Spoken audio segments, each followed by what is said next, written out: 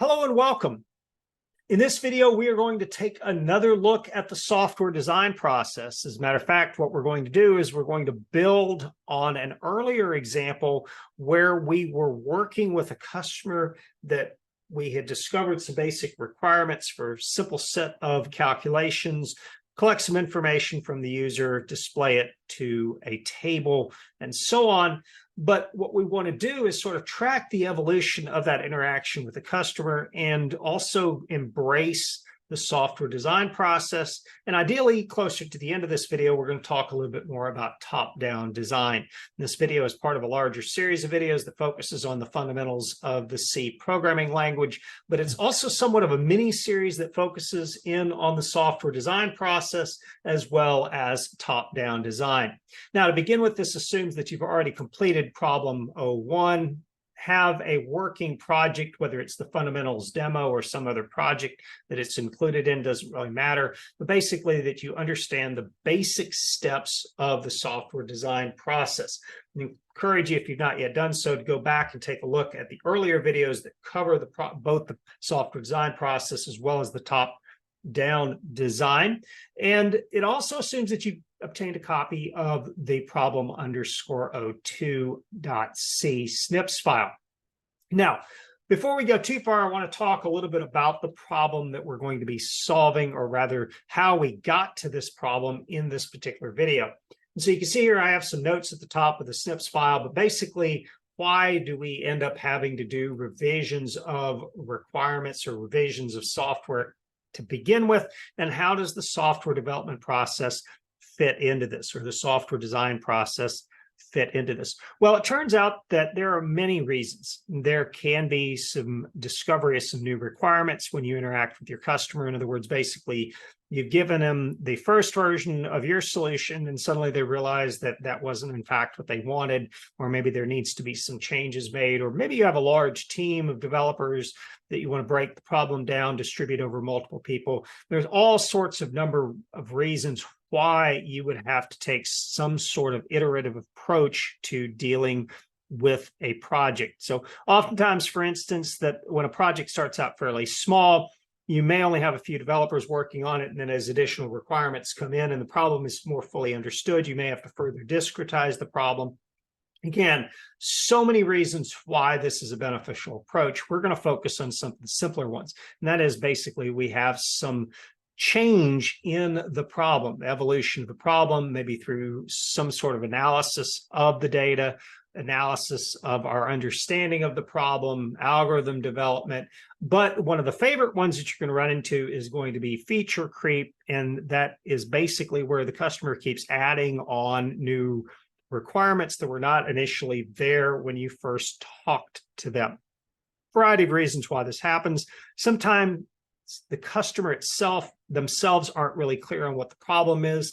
Oftentimes, too, it's just a matter of the customer not being a software developer, and so they can't necessarily communicate to you exactly what they want.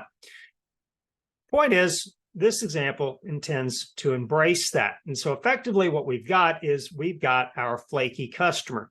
Effectively, I am your flaky customer. In other words, now what I've done is I've given you the complete problem that you're trying to solve, and we're going to go back and we're going to recreate our problem 01. So to begin with, take your snips file, and what we're going to do is go ahead and bring over now several prototypes, and you can just go ahead and copy and paste those over into whatever project you're working on. In this case, I'm working on a fairly pristine version of our fundamentals demo. You may be using another project, and that's, again, perfectly okay.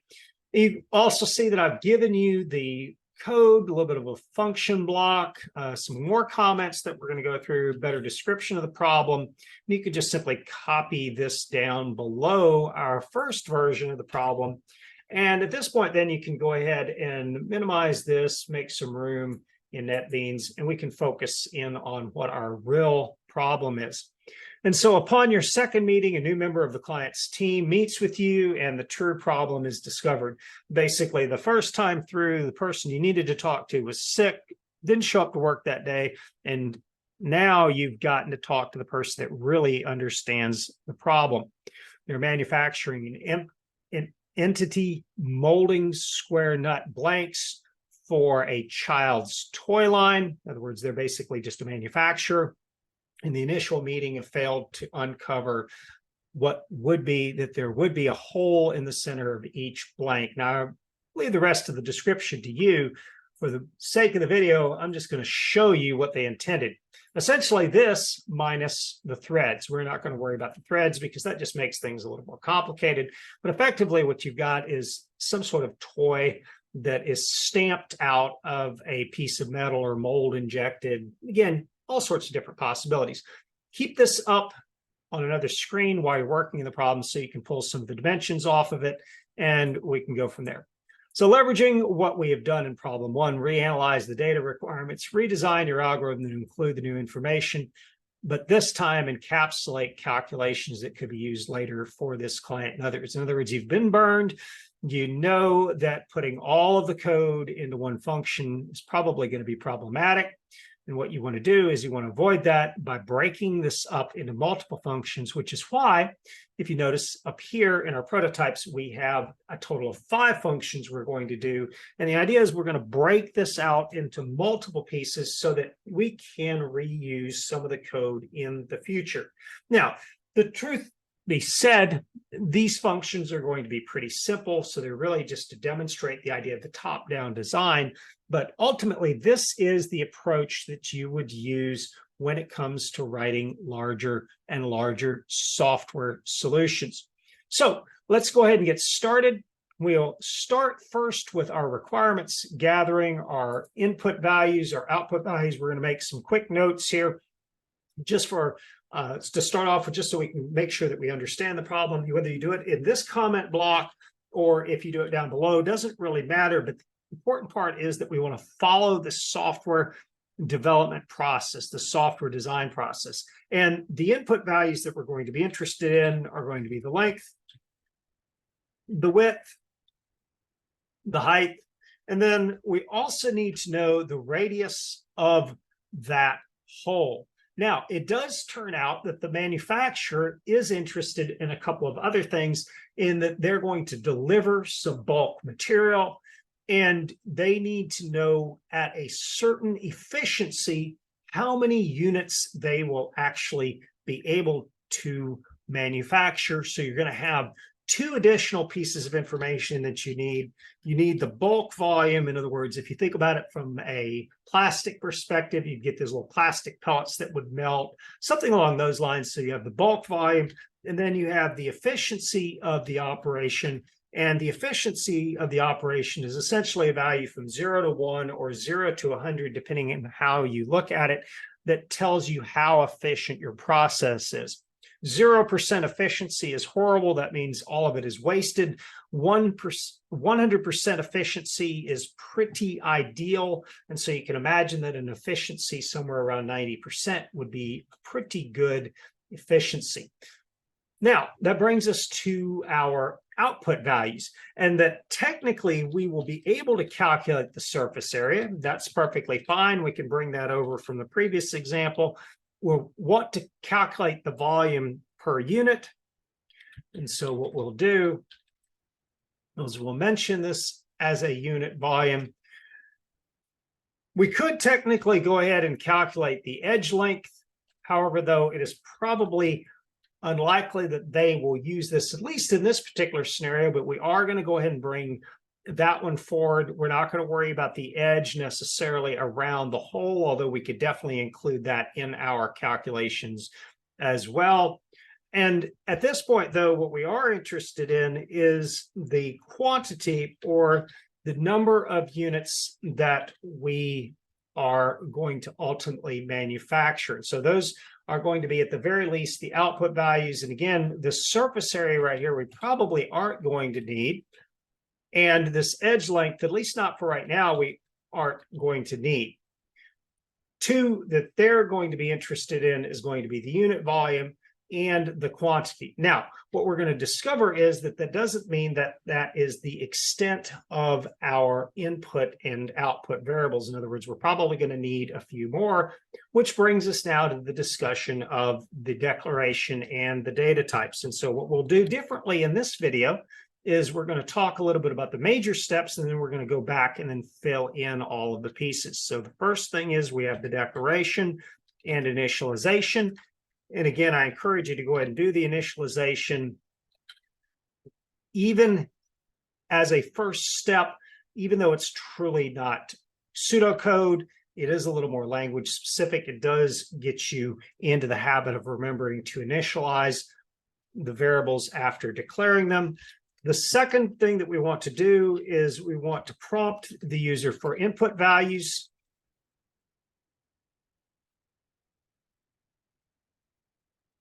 The third thing that we want to do is to do our calculations.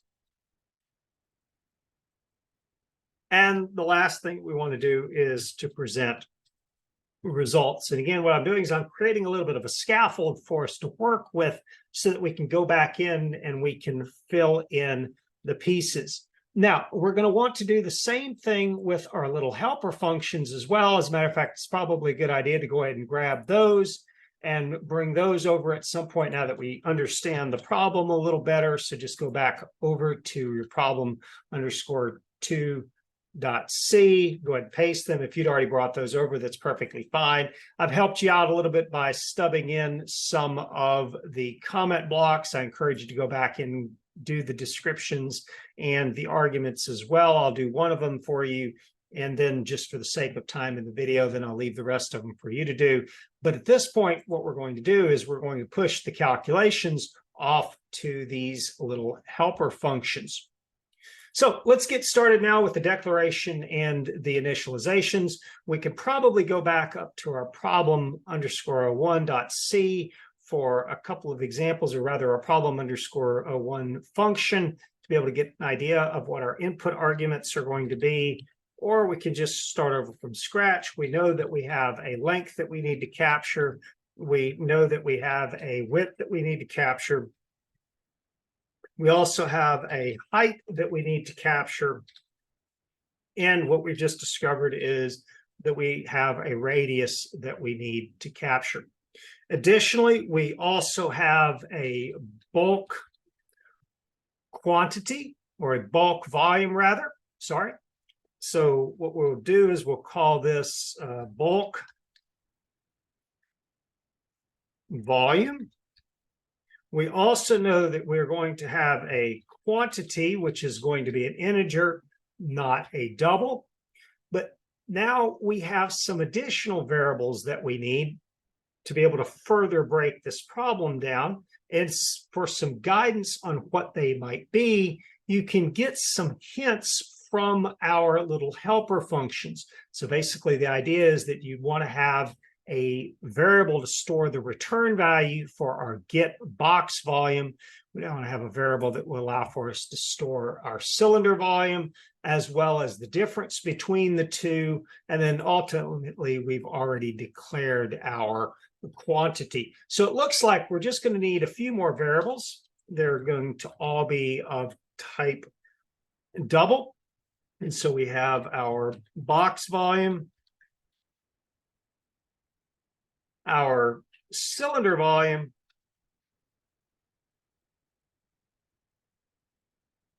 and then, for lack of a better way of describing it, our unit volume, because our unit volume is going to be the volume per unit, and that's going to be a result of subtracting that cylinder volume from the box volume. If you need a reminder, go back and take a look at the graphic that shows what the individual item looks like. And then the one that I accidentally jumped over, and how do I know this? Well, because I included it in my input values, was the efficiency. And the efficiency, again, is going to be a value between 0 to 1.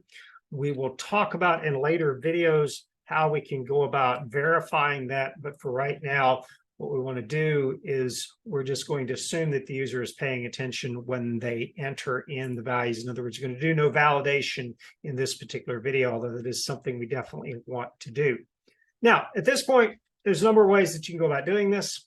I'm just going to go through and do each of these variables here, initializing them to their default value. In other words, 0 for our length, width, and height, as well as our radius. And then we also have our bulk volume, and you can again leverage the control spacebar so that you can type a little faster, use the autocomplete. We have our efficiency. We're going to initialize that to 0. Our quantity is going to be initialized to 0. Box volume, also 0. Cylinder volume, unit volume,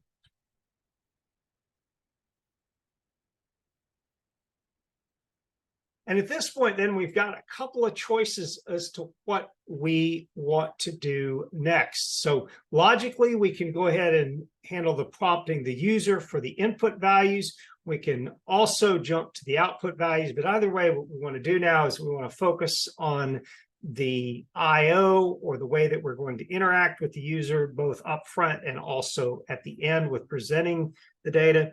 For the prompting the user for the input values, again, this is going to be a command line application. And what does that lend itself to? Well, that just simply lends itself to a scanf and a printf. And the idea here is you simply want to provide some sort of comment to yourself as you're going along as to what the next step is in your coding. Should you be pulled away from this project, or should you have to share the work with another developer? And again, we're going to follow this up with some nice prompts. Please enter a length. At this point, then you could probably argue that we could go back and get some of these from our earlier project, and that would be fine, or earlier problem, and that would be perfectly fine.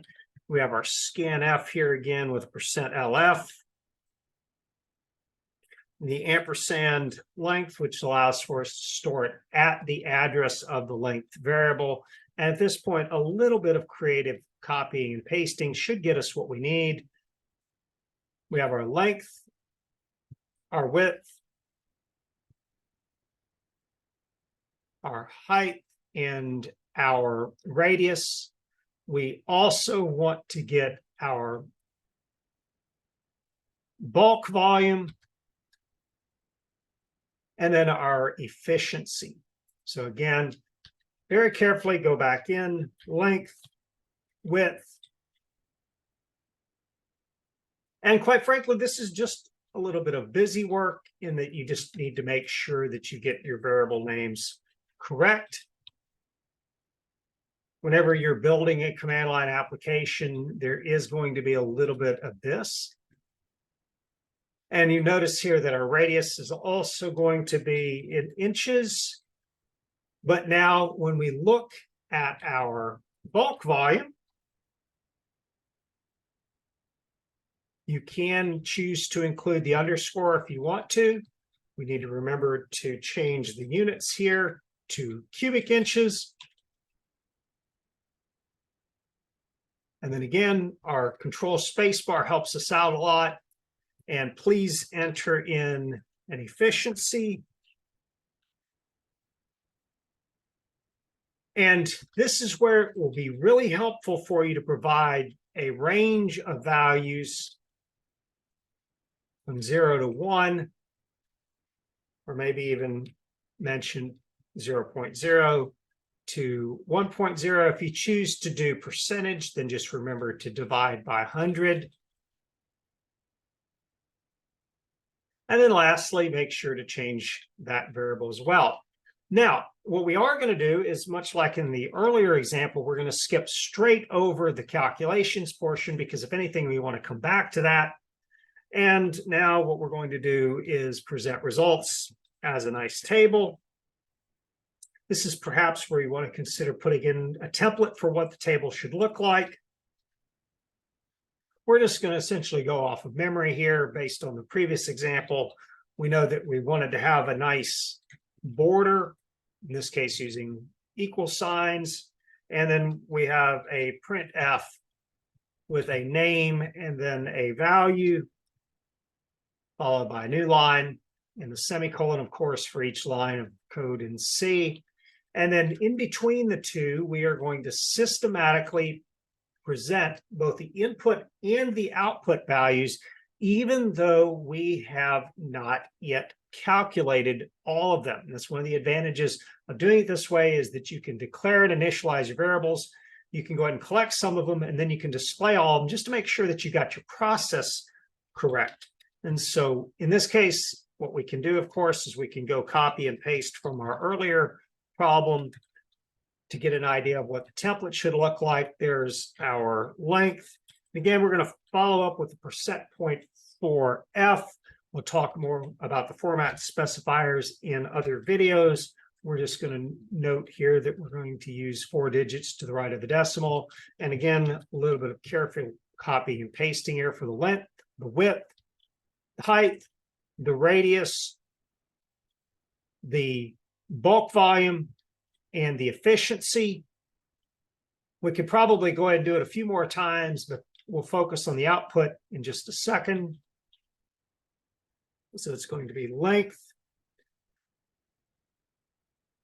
width,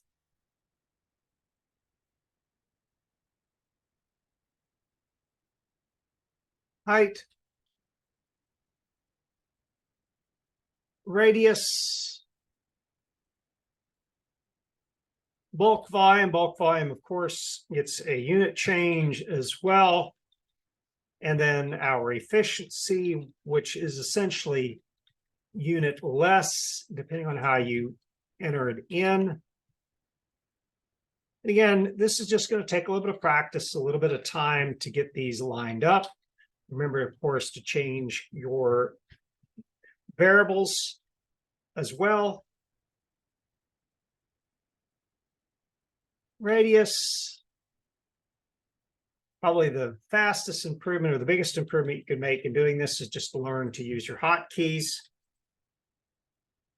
And now what we can do is we can move on to the output arguments. And something that I like to do is I like to skip a line in between the input and the output arguments, just so we have a demarcation between the two. Visually, we don't necessarily have to print a new line, but visually you can see where that new line is in your code, or the break is in your code. And now what we can do is we can think in terms of what those calculated values are. And so we'll start off with the first one that we expect to have, and that is going to be our box volume. And that is going to be in cubic inches. Going to be our box volume. And I'm going to go ahead and copy and paste this one again, because we know that we're going to have something similar to this.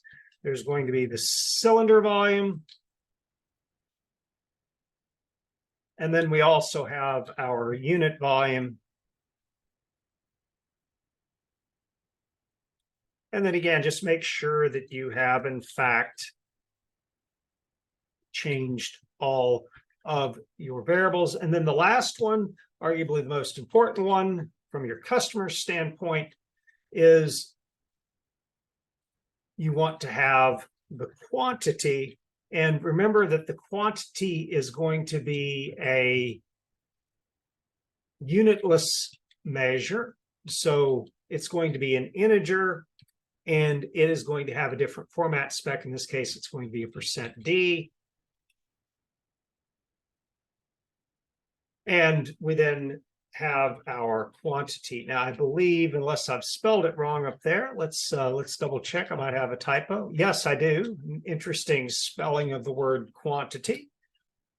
And as I've mentioned in some of my other videos, I do these in one take. And so oftentimes there will be mistakes, which I'm actually happy to have. You'll also notice here that I have it down here. I didn't catch it twice. That's, of course, the disadvantage of using the autocomplete, is that you'll propagate a grammar, I guess you could say, or a vocabulary typo or something that would otherwise be caught if you had retyped it. All right, so at this point now, what we want to do is we want to focus on the calculations. Now, given the fact that we've kind of set this up as a multi-step process that calls other functions, we could have probably went through and actually thought a little bit more about the calculations, what they look like. So we're going to calculate the volume of the box, calculate the volume of the cylinder,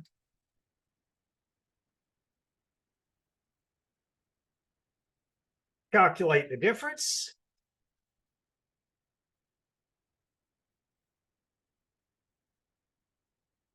Determine the number of units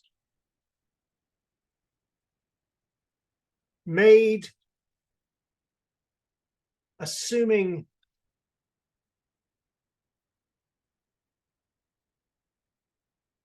the bulk volume, assuming or using the bulk volume and the efficiency.